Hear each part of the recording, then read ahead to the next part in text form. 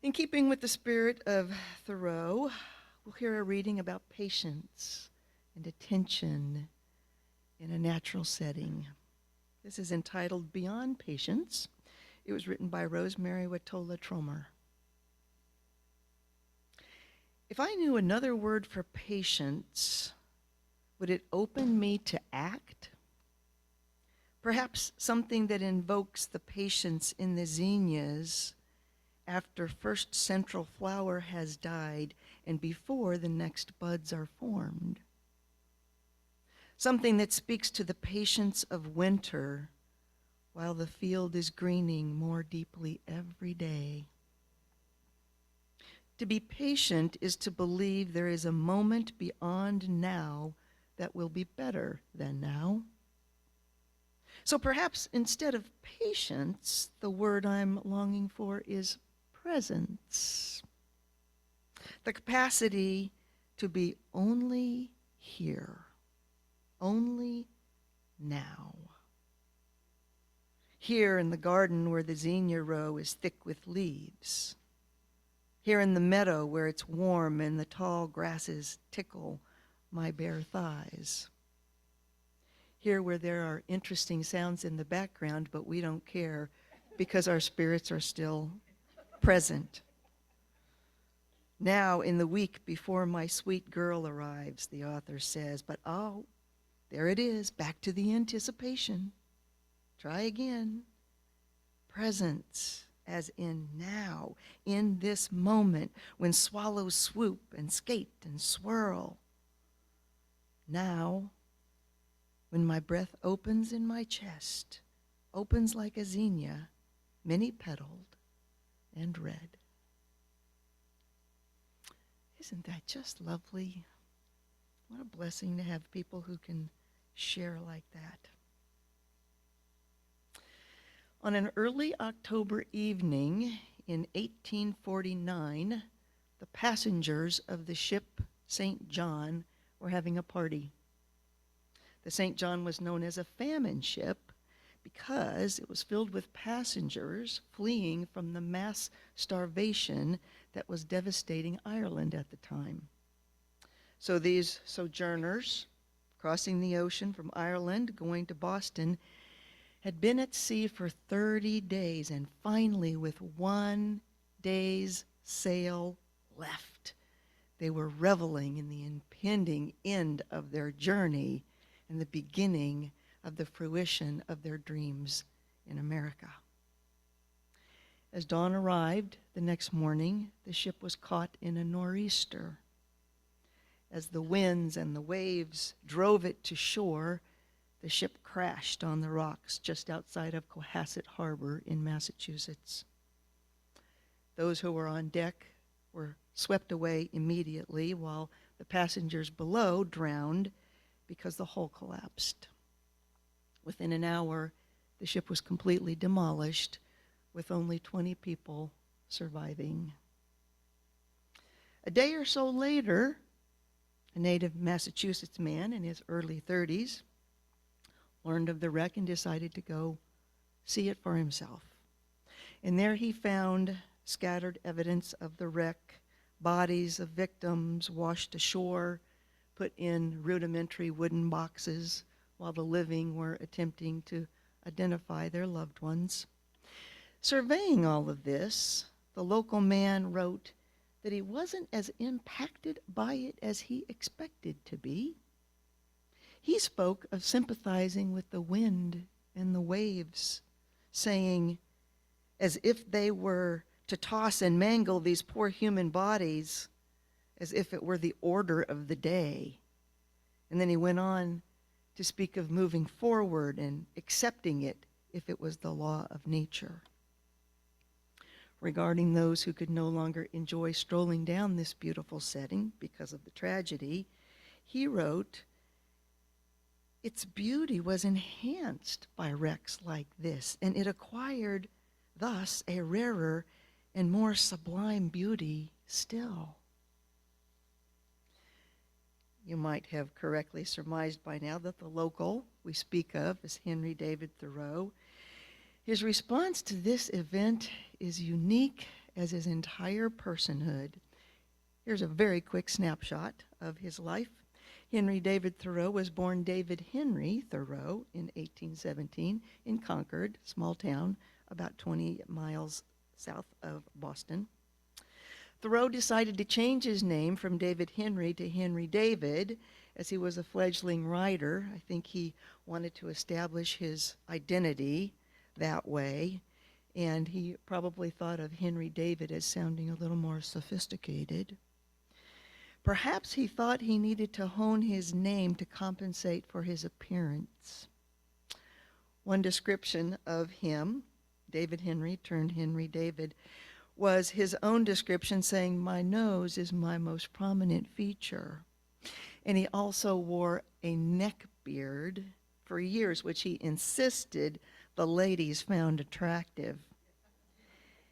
However, there were numerous heavy hitters in his life who did not agree, such as Louisa May Alcott, who mentioned to Ralph Waldo Emerson that Thoreau's facial hair would most assuredly deflect amorous advances and preserve the man's virtue into perpetuity.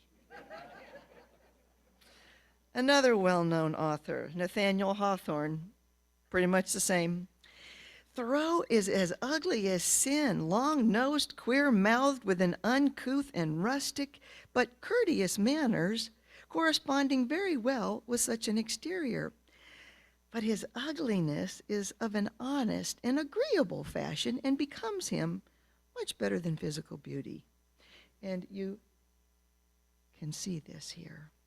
Actually, the photo on the front of your bulletin, I think, more reflects what we're talking about now. I don't know if his neck beard had anything to do with it, but he was engaged only once. The woman broke off the engagement, and Thoreau never returned to dating. He was a bachelor for the rest of his days. As a 16-year-old, 16, he enrolled into Harvard, where one classmate recalled his look of smug, this goes with this picture, look of smug satisfaction, like a man preparing to hold his future views with great setness and personal appreciation of their importance. Sounds probably about right.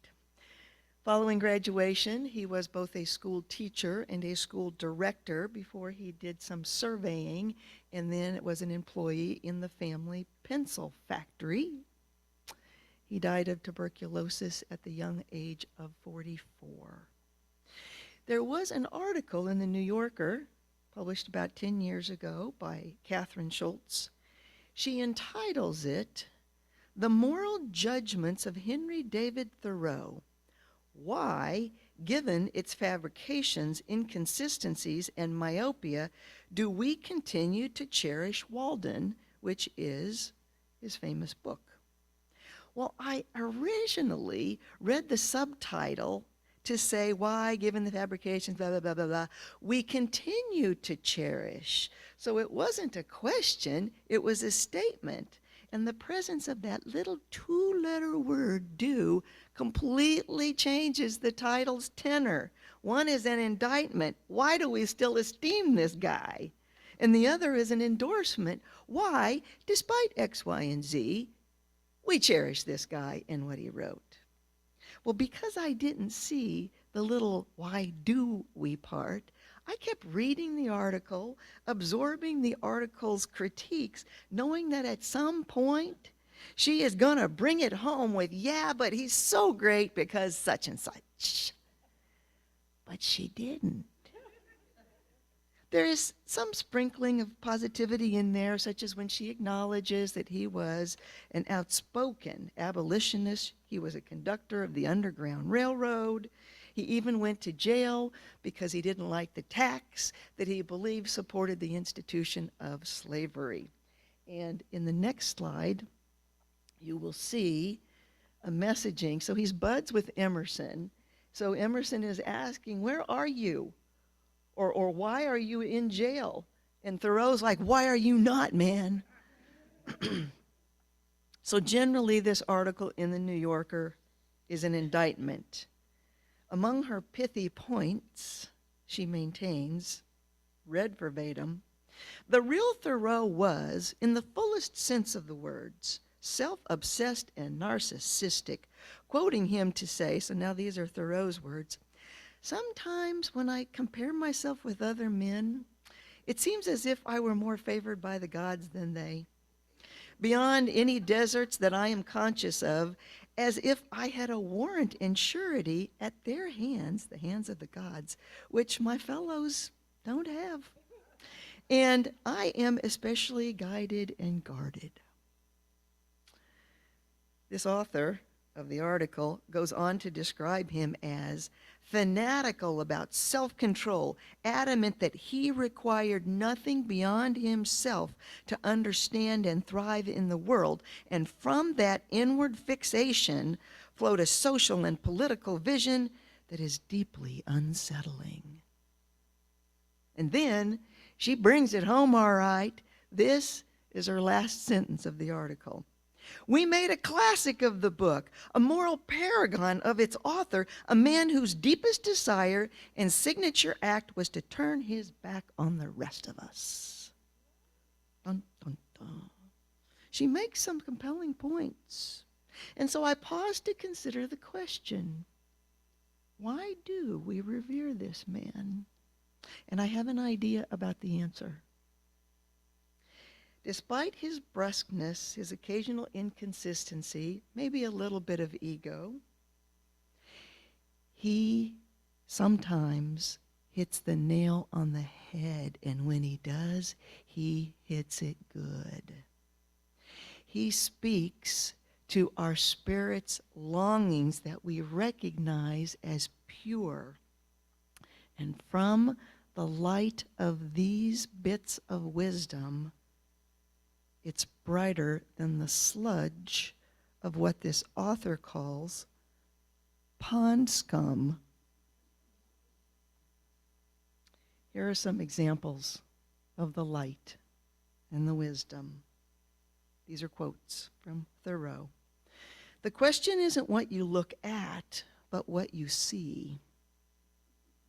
This highlights the importance of perception, that true understanding comes from looking beyond the surface and seeing deeper meaning and significance in things and people. It underscores the fact that people are more than the first glance that we onlookers see. They're more than just their behavior. And we will never have access to all of what's behind people and their actions, in their words. So it speaks to the choice to withhold judgment about what we're looking at based on vast limitations of information. Now, this calls to mind two other quotes, not by Thoreau. One is Aldous Huxley, who said, there are things known and there are things unknown, and in between are the doors of our perception. Also, Virginia Satir says, we must not allow others' limited perceptions of us to define us. Perceptions. Jesus spoke to this when he said that he speaks in parables because those people who aren't truly receptive to the truth aren't going to get it. If you're not tuned in to the underlying meaning of the parable, it's going to go right past you. Here's another Thoreau quote. Heaven is under our feet as well as over our heads. Of course, this talks about the sacredness and the divinity that is found in everyday life, in the here and now, in our immediate surroundings. We talk about this a lot. Jesus certainly talked about this. He talked about this in the reading that we heard. God created the world. God is everywhere in it.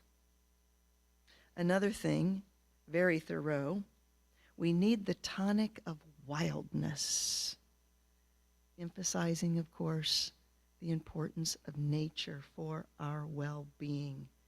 This is very close to our NCC hearts and theology, of course. And Jesus spoke to that too, and we heard that as well in the reading. Sowing of seeds, the flowers in the fields, the birds of the air. The next quote. A man is rich in proportion to the number of things he can afford to let alone. Takes us in a different direction there at the end. True wealth is one's ability to detach from material possessions and focus on experience and value. And of course, Jesus spoke to this all the time.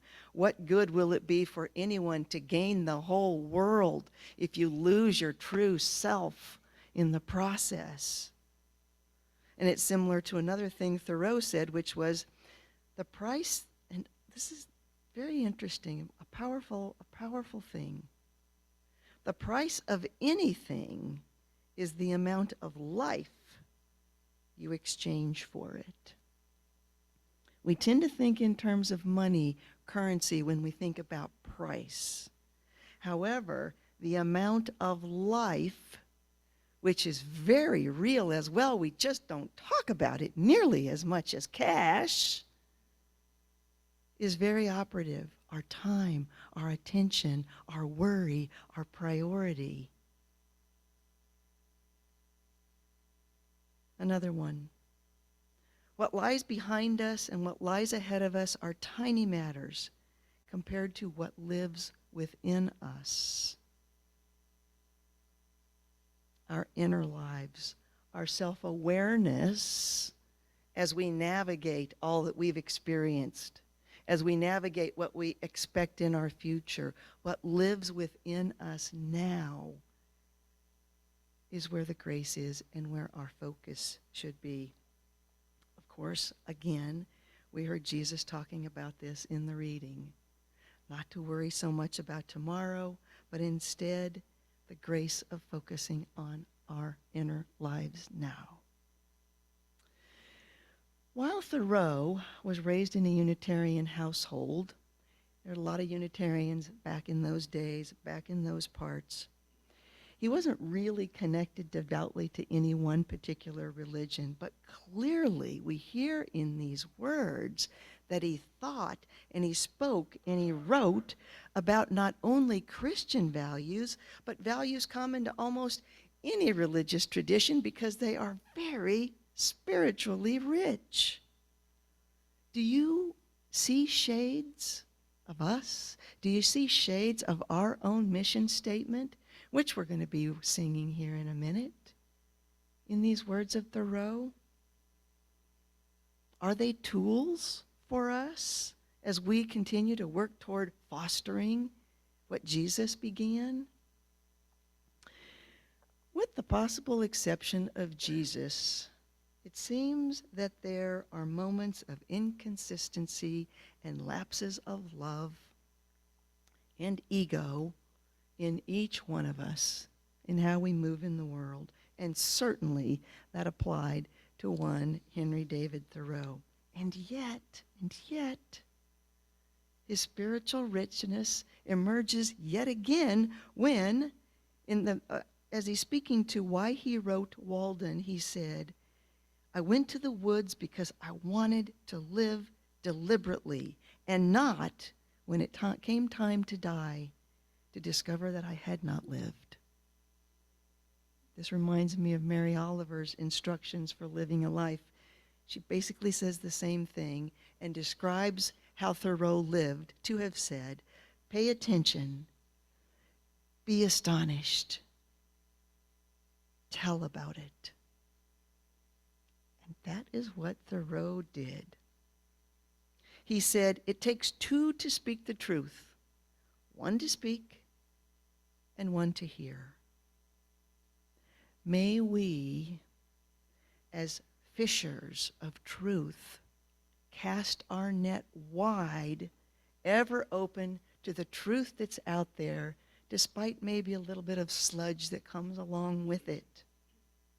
The truth that is contained in the mystery, which in Betty's and others' words moves us to awe, which our logic cannot define or our spirits deny. Blessings to each of us as we take these words to heart and to our lives lived. I'll turn the microphone over to my friend Wilhelmina.